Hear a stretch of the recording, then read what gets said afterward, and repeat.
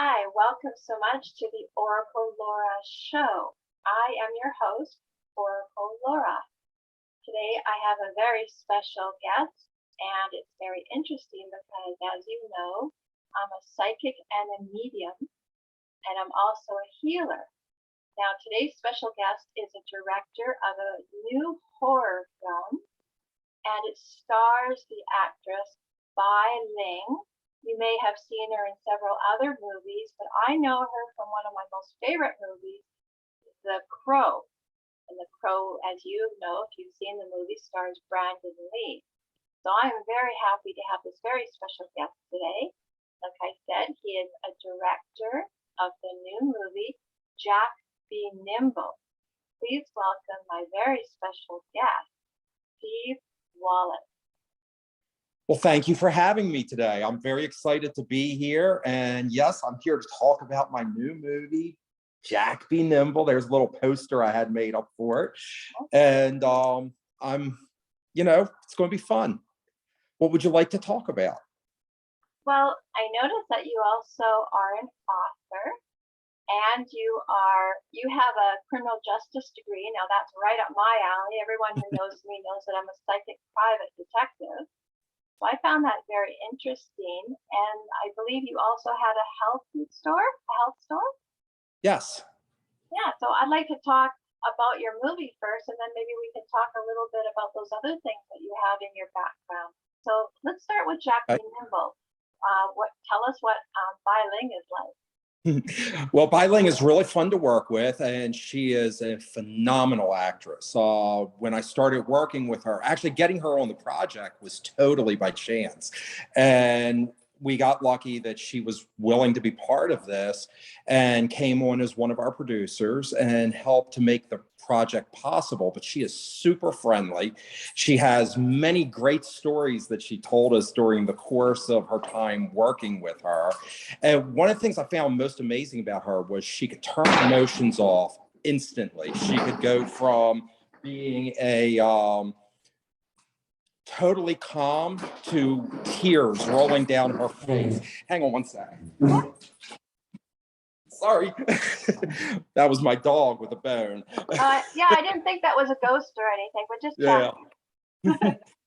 Anyway, so she could turn emotions off like on demand. I've seen very few actors that are really able to do that. And that to me is an amazing ability. That's great. Yeah, it is.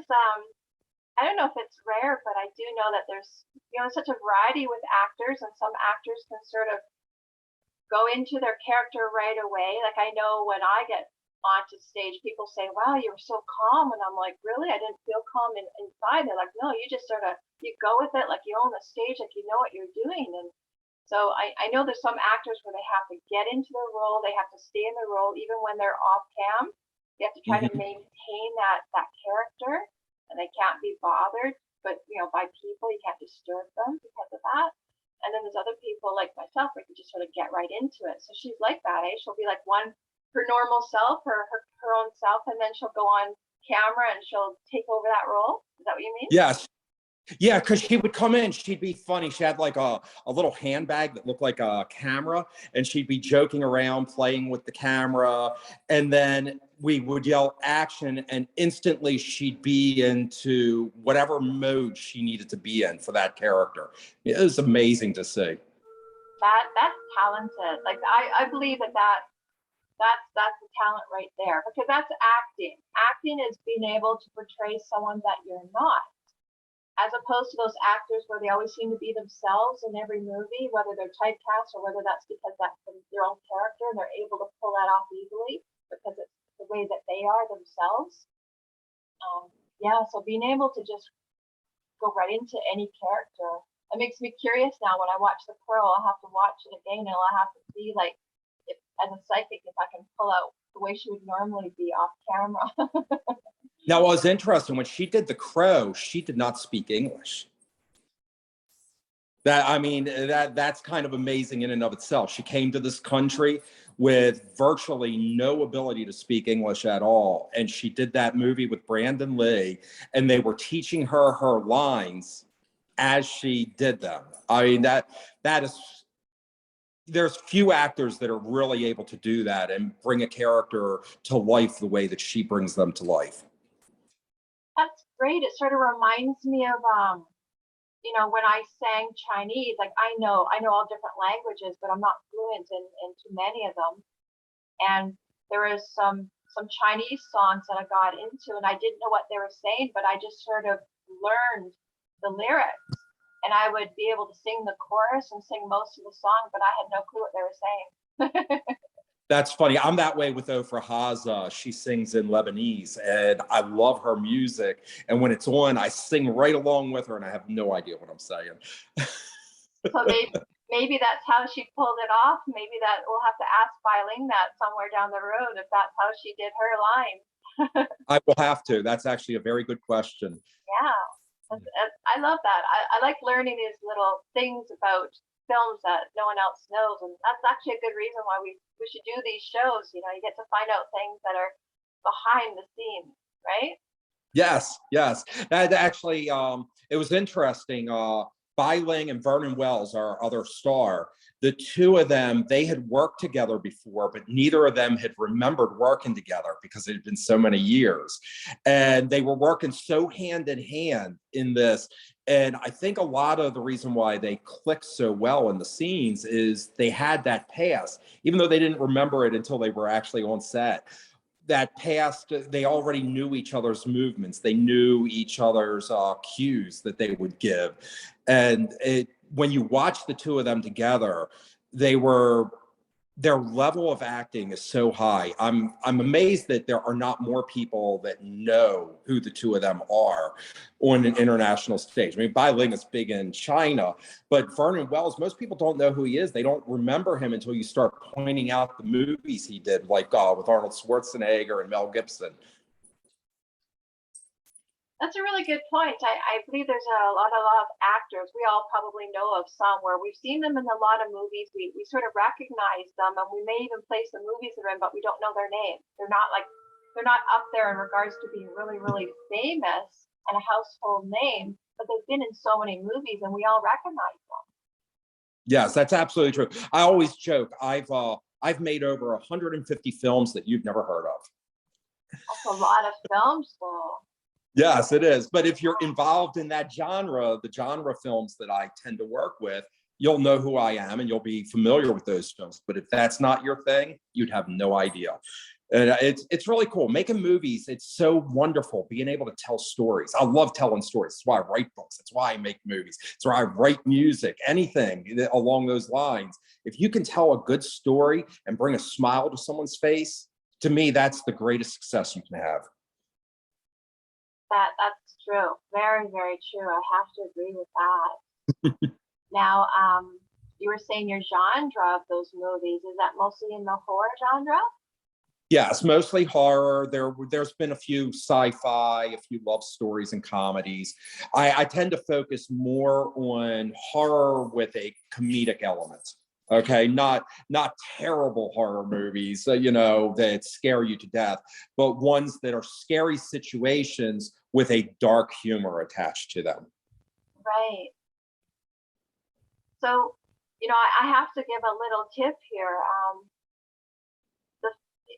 It doesn't really matter so much about your other movies not making it really mainstream and being really well known, because they eventually may. When you have a few other really big hits, it sort of brings those other ones back out of the closet, so to speak, and then everyone starts to watch the older movies, the older films, and then it gives them a little bit more of an exposure. Don't you agree?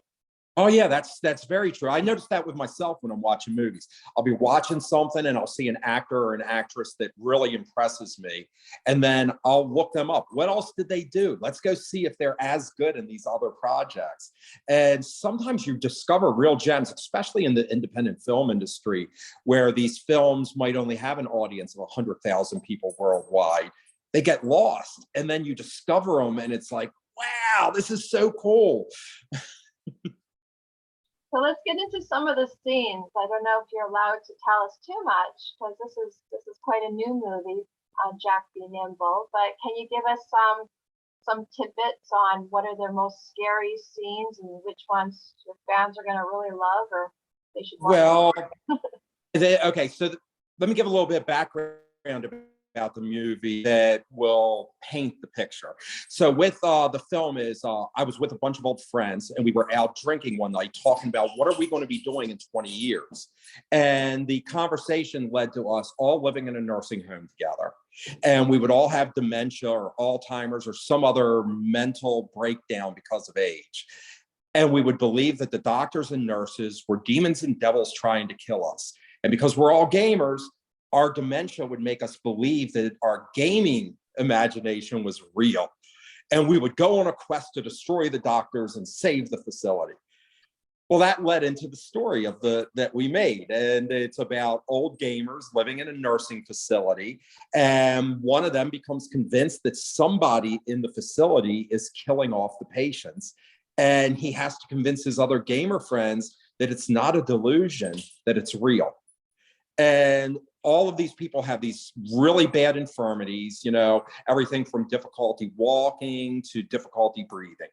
And it's those infirmities, they come into play because how are they supposed to fight an evil if there really is one? And you're not really 100% sure if there really is one. It's just their imagination or isn't it? But it eventually leads up to a big grand conflict at the end. And that conflict is the thing that really makes the movie. I like that. I like that you've taken, you know, two different ideas and you put them together. Like it's not just about the care home and about the people feeling they're being attacked, but the fact that they think they're in a video game or they're using their interest in video games to sort of become strong superheroes to fight off the demons. So you've got these two different things going on. I love that. Yeah. And the other thing about it was I wanted it to really focus on the ability that people have when they have faith in something. It doesn't matter what that something is, just believing in something can give you superpowers because you believe so strongly in something that, wow, things happen. You know, and that is the core theme of the movie. I like that, of course, because I have these, you know, abilities myself, and I'm always telling my clients, I'm always trying to build up their confidence so that they don't always, you know, down the road they won't always need me, and instead they've got their strength back, and they're like their own superhero who's going to save themselves, you know. So I get them to that point and build up their confidence because that's I believe that that's one of the strongest things that we can have. I mean, you've been in the health industry, so you might know about how confidence in the mind can heal the body as well. Yes, absolutely. Well, you know, like you mentioned, I've worked in having a health food store for years, and helping people for all those years. That was one of the things. The themes that I took from that was people that had positive attitudes, people that really had great outlooks on life. They would overcome these horrible sicknesses. And the people that had negative attitudes, I would watch those sicknesses eat them up, you know, and it wasn't just the individual, it was the people around them as well. Like a mother came in with her children and they were crying constantly because mom was sick. That mother would continue to go down a negative road. But the minute that she pushed the children aside a little bit and focused on her own mental well-being, a lot of times we would see recovery. Wow, I know. For me, when I was, you know, a little bit stressed with my work and I was going through the struggles of being, you know, I was always an independent entrepreneur and I was a single mom, and I know that because I had my daughter, it was the other way around. I knew I had to stay strong for her. She always says, "Oh, you're my superhero. You're my Wonder Woman. You're my role model. I look up to you." And those words just stuck with me. I was thinking, well, great. I can never give up. I got to keep going because of her, right? Yes, absolutely. Yeah. Years ago, do you know who Tony Robbins is? Yes. Yes. Okay, so years ago, I won a trip with him. And me and my wife went away and we spent a week with him. We did the walk on fire. We had private sessions with him. And at the time, I was not open to it. Okay. Even though I won the trip and everything, I went because it was a free trip. I didn't go because it was Tony Robbins. But it's funny, as hokey as I thought it all was, as the years went on, and I realized that piece by piece, I started incorporating everything that man said into my life.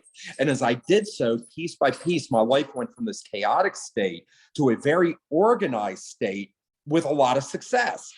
You know, I started writing books, I started making movies, I designed my own clothes. I mean, all kinds of things I always dreamed of doing, but too many fears held me back.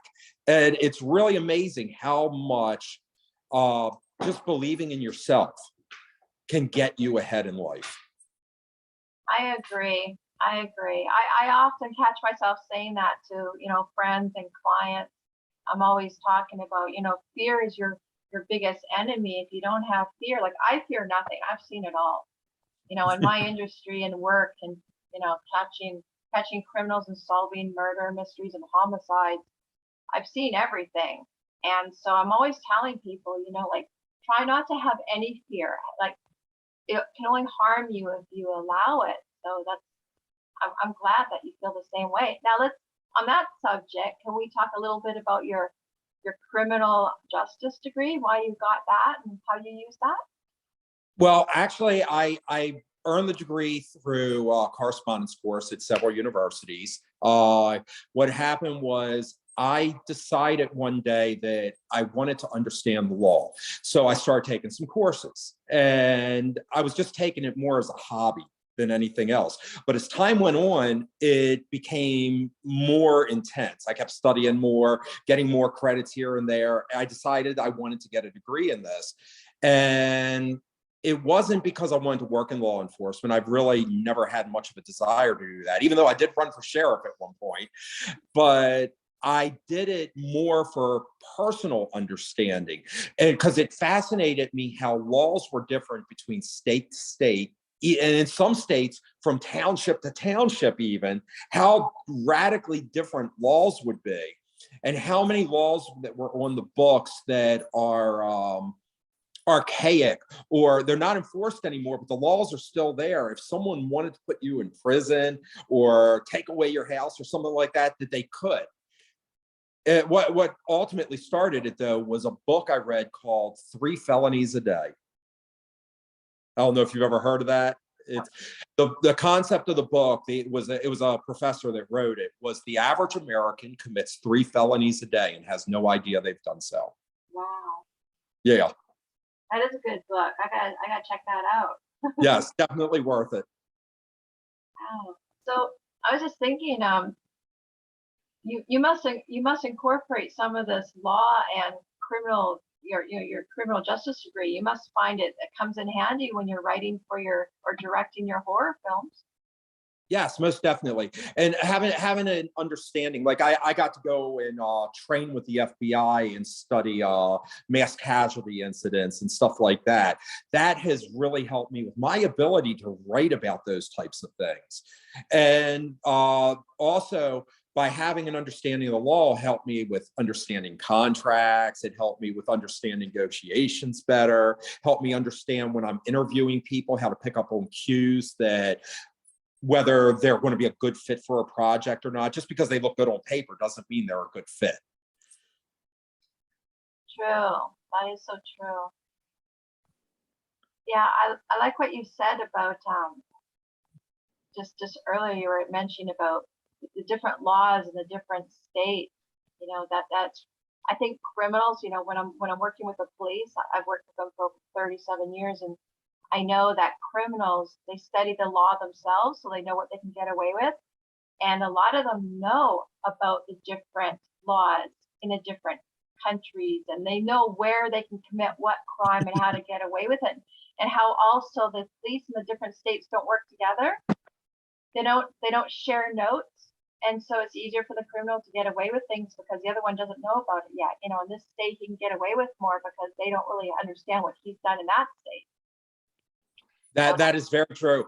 I'm actually right now taking a master course on the United States Constitution and going through and looking at the various constitutional law compared to state laws and how the difference to interact with each other on a federal to state level. It's just amazing. It's so convoluted. America is an awesome country, but a very convoluted country.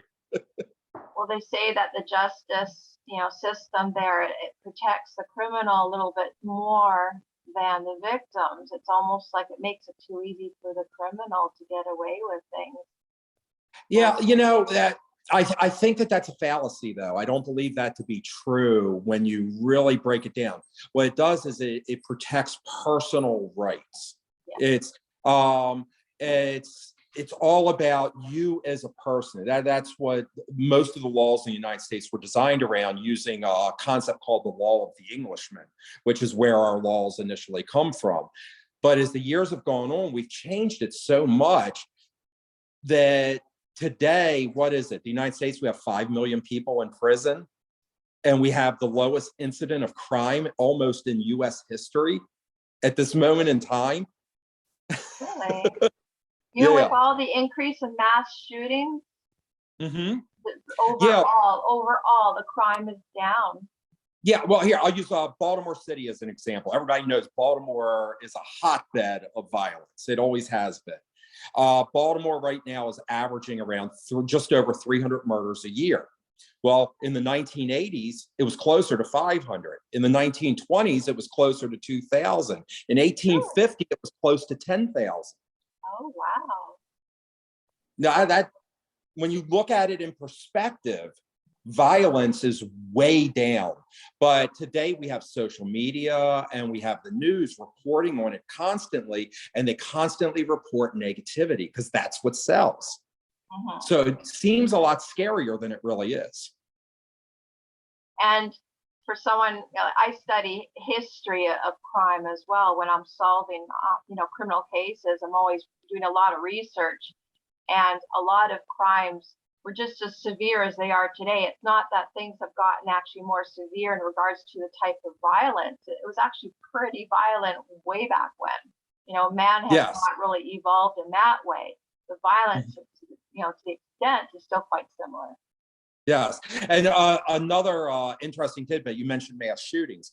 In the United States, if you listen to the media, the United States has the most mass shootings of any country in the world. But if you actually go look country to country on a per capita basis, Norway has 7 mass shootings for every one in the US. Interesting. Yeah. I mean, I know Norway, about that really big mass shooting that they had on the island. That was pretty severe, but so they have quite a few then. Yes. One of the things the U.S. did is they reclassified mass shootings. See, prior to 2002, a mass shooting was 10 or more people. Today, a mass shooting is 3 or more. And I believe, it's like serial killers. I believe it's 3 or more people. I think the FBI standard is 5, but I think a lot of state standards are 3. Yeah. Yeah. So who knows?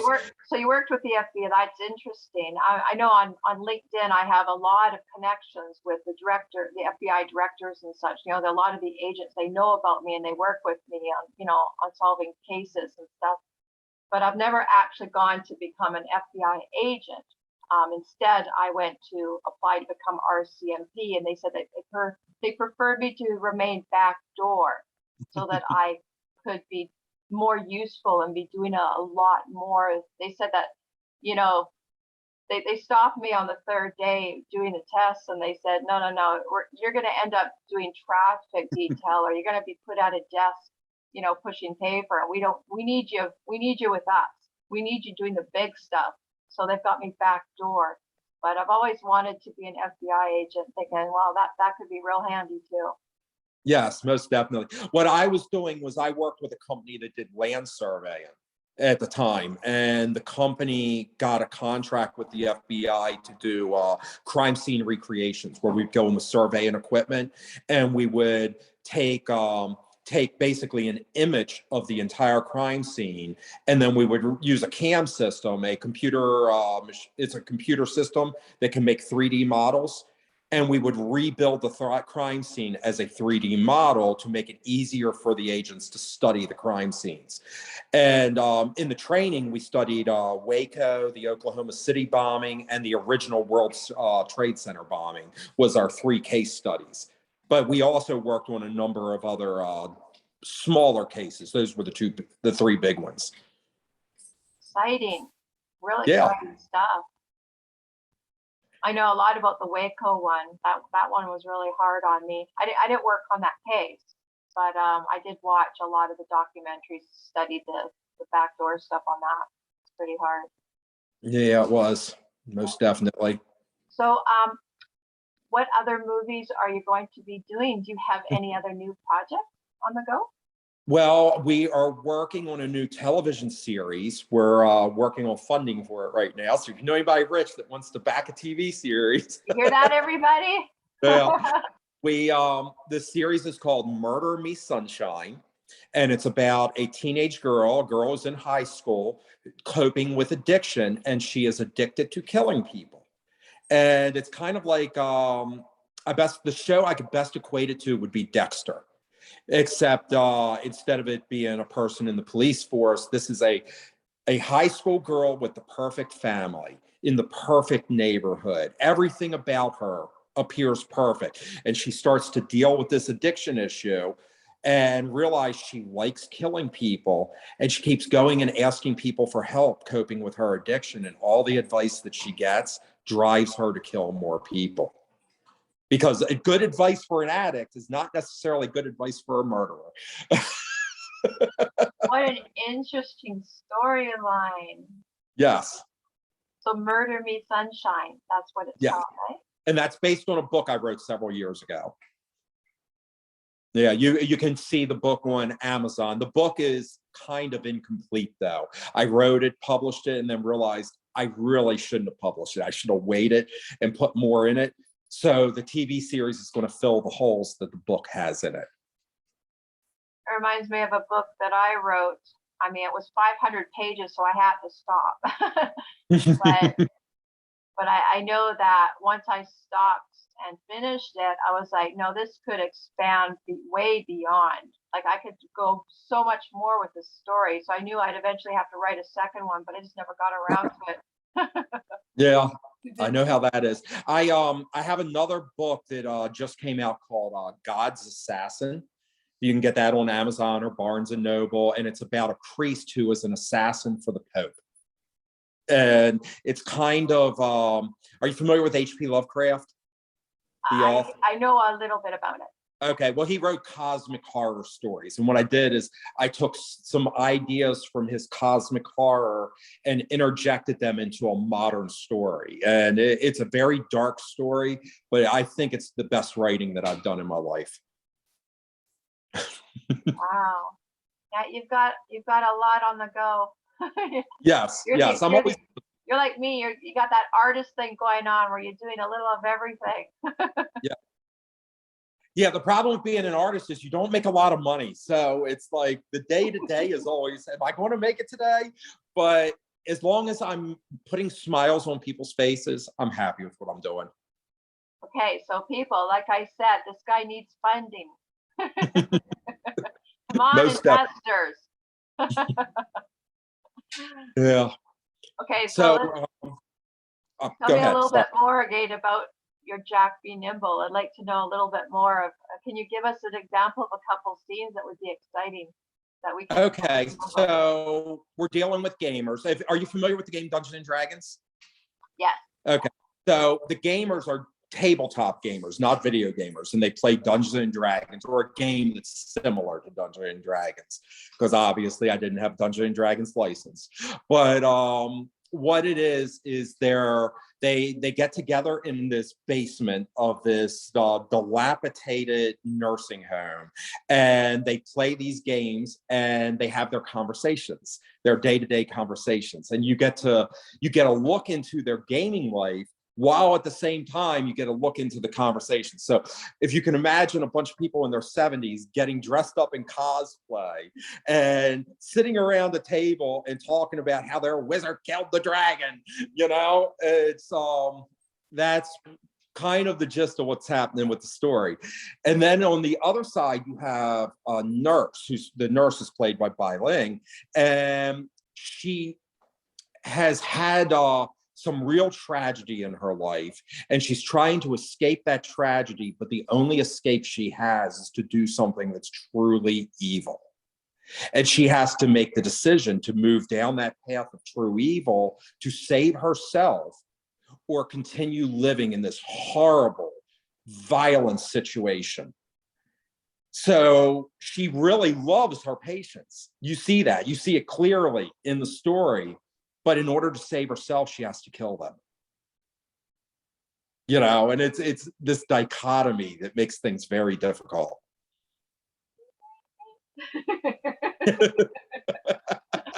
You know, the patient puts a lot of faith in the nurse. You're supposed to be loving and caring and nurturing. Yes, most definitely. But we've had many dark angels that worked in hospitals that have taken lives over the years. Yes, yes. Not such a nightingale after all. No. You know, the storyline sort of brings to mind Twilight Zone in a way. You know, the old people dressing up in those costumes, it just sort of triggered my memories of some Twilight Zone episodes. I could see that. There's a movie that came out probably about 15 years ago called Bubba Hotep that starred Bruce Campbell. And it was a story. Bruce Campbell plays Elvis Presley living in a nursing home when a mummy attacks the nursing home. And it's that story. It's kind of similar to the story that I tell here. And it's a very funny movie if you ever want to watch it. I only just recently, it's quite a coincidence, only just recently, I actually heard about that movie, and might have been on social media, but just a few months ago. And I'd never heard of it before. So yeah, now that you've mentioned it, now that I've heard about it a second time, now I'm curious. I got to see it. I thought it was a little bit odd, you know, the Elvis Presley thing, but I'm sure it comes into play. I'm sure it all makes sense once you watch the movie. Yes, it makes total sense when you watch it, and it's one of those stories where you wonder how much of the story is fantasy and how much is real. Well,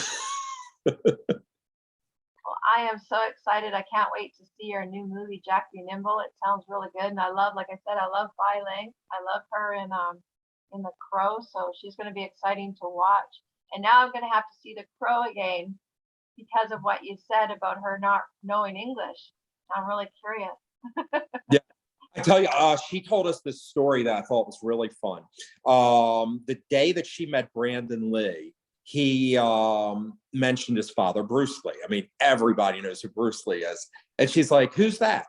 No, I've never heard of him, right? Because she knew him by his Chinese name, not his American name. She didn't recognize it. And she said that her and Brandon Lee was teaching her English, and he really helped her to assimilate to American culture before his passing. And that was like one of the greatest losses that she had in her career was when he died. Yeah. I miss him a lot.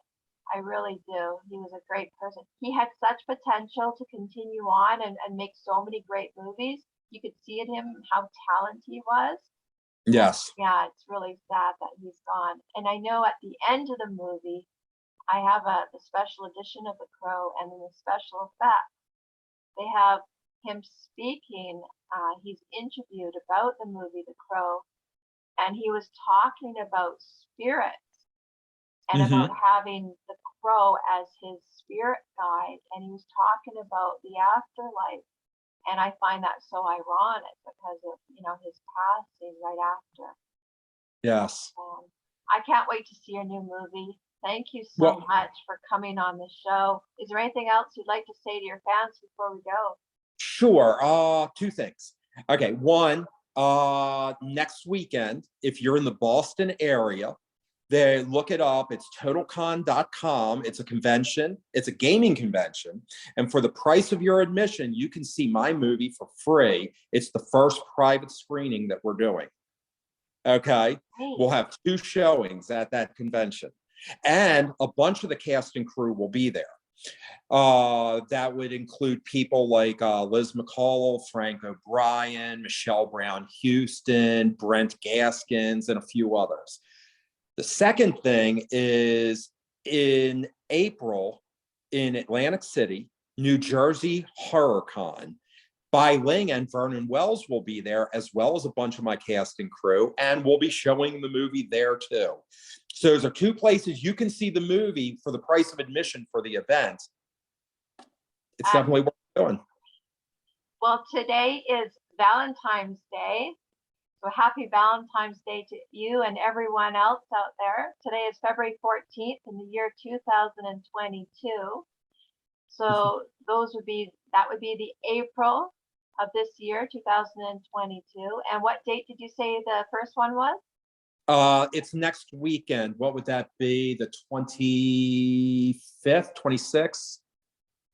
It's Okay. But not this coming Saturday, Friday and Saturday, next week, Friday and Saturday. Great. So everyone definitely check those out, especially if you want to see the movie for free and go to the second one and meet Bai Ling. And thank you so much, Steve Wollett, for being on my show, the Oracle Laura Show. Thank you. Yes, thank you for having me. It was a pleasure being here. And happy Valentine's Day to all of your audience. I love you. Thank you. Yep.